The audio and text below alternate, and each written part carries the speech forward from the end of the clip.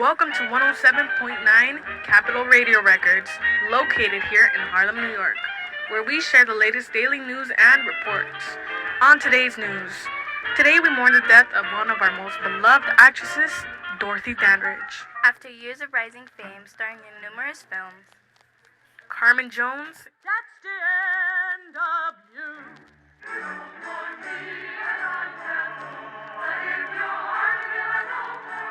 introducing Dorothy, Beautiful thing, 'cause I've got rhythm. Porgy and Bess, Island in the Sun, Oh, island in the sun. and many more. Dorothy Dandridge was an important figure in the Harlem Renaissance. She was the first African American woman to receive an Oscar nominee for Best Actress in her groundbreaking role, Carmen Jones. Don't say I didn't tell you true. she had many important milestones throughout her life. Just years later, she died penniless and all but forgotten. Dorothy Jean Dandridge was born in Cleveland, Ohio, November 9th, 1922. She had a father named Cyrus and a mother who was an aspiring actress named Ruby Dandridge. Early on, Dorothy's father walked out on the family, leaving the mother and with her two children, Vivian and Dorothy. A friend of Ruby Dandridge, Geneva, became involved with the instrumental teachings of Dorothy and her sister Vivian. They took part in singing, dancing, and piano.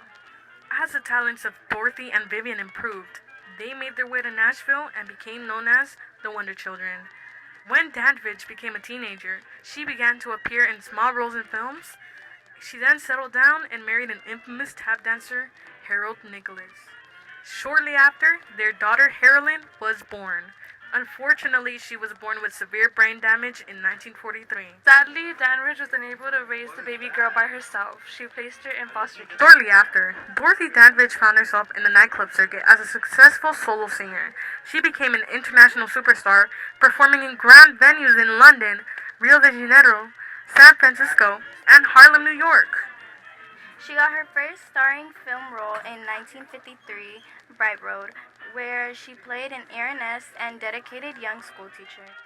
She continued to appear in movies that showcased her talents as an actress and singer, like Hit of the Parade of 1943, as a vocalist Count Basie's band, and twice as a vocalist of Louis Armstrong's band in Pillow to Post in 1945 and Atlantic City in 1944. She may have been allowed to sing in these grand hotels, but because of racism, she did not have a room in any of them.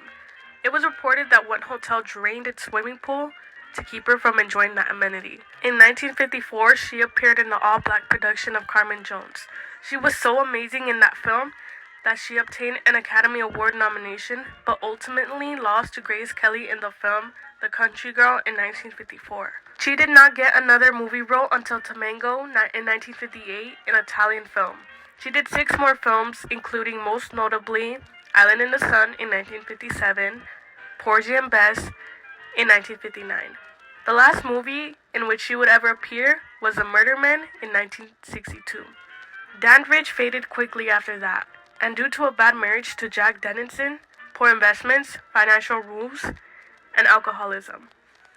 She was found dead in her apartment at 8495 Fountain Avenue, West Hollywood, on September 8, 1965, age 42, from barbiturate poisoning. She left $2.14 in her bank account and a handwritten letter.